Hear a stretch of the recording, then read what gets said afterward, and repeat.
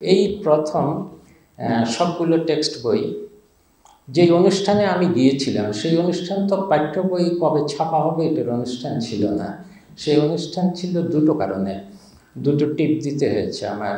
একটা টিপ দিয়েছি যে সবগুলো পাঠ্য বই অনলাইনে চলে গেছে প্রথমবারের মতো, সারা দুনিয়ার যে কেউ দেখতে পারে।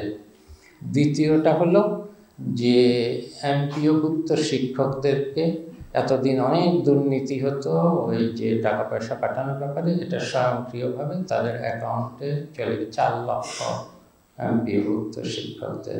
ওইটা ছিল অনুষ্ঠান। সেই অনুষ্ঠানের খবরে সব পুরোটাই দেখলাম যে পাঠ্য বই বেরোচ্ছে না, পাঠ্য বই নেই। কিন্তু অনুষ্ঠানের আসল বিষয়বস্তু যেটা ছিল সেটা কেউ গুরুত্ব দেয়নি। আর এখানে সাংবাদিকরা আবার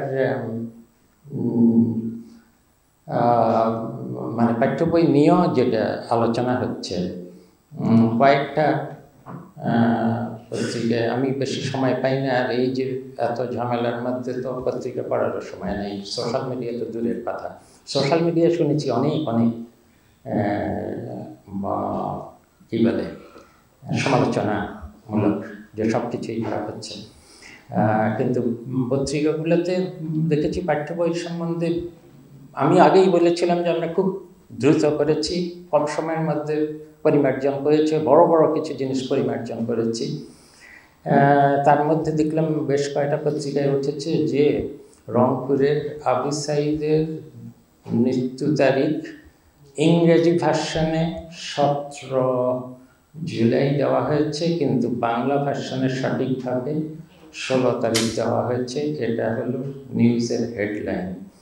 কিন্তু এইবারের পাঠ্যপুস্তকগুলোর আমি মনে করি বিষয়বস্তুর দিক থেকে সবচেয়ে গুরুত্বপূর্ণ যে বিষয়টা, 50 বছর ধরে যেগুলো নিয়ে বিতর্ক হচ্ছিল, বাংলাদেশের স্বাধীনতা পর্যন্ত বাংলাদেশের ইতিহাস, কে বাংলাদেশের মুক্তি অভ্যুদয় কীভাবে হলো, কার কী ভূমিকা ছিল, এটা নিয়ে 50 বছর ধরে কত বিতর্ক হয়েছে। এবং এবারের টেক্সট বইতে, প্রত্যেকটা ক্লাসের টেক্সট বইতে বা বাংলা পরিচয় বা 6ষ্ঠ শ্রেণী থেকে 10ম শ্রেণী পর্যন্ত, এখানে খুব সংক্ষিপ্ত আকারে হলো এগুলো নিয়েই লেখা হয়েছে। এটা তো সবচেয়ে, আমি আশা করেছিলাম এবং সেদিনও বলেছিলাম যে আমি আশা করেছি এটা নিয়েই সবচেয়ে প্রাণবন্ত জ্ঞানগর্ভ একটা বিতর্ক আমি আশা করেছিলাম। কিন্তু কোনো সম্পাদকীয়, কোনো উপসম্পাদকীয়, কোনো বিশেষজ্ঞ পর্যায়ে এ নিয়ে একটি লেখাও এখন পর্যন্ত আমার চোখে পড়েনি।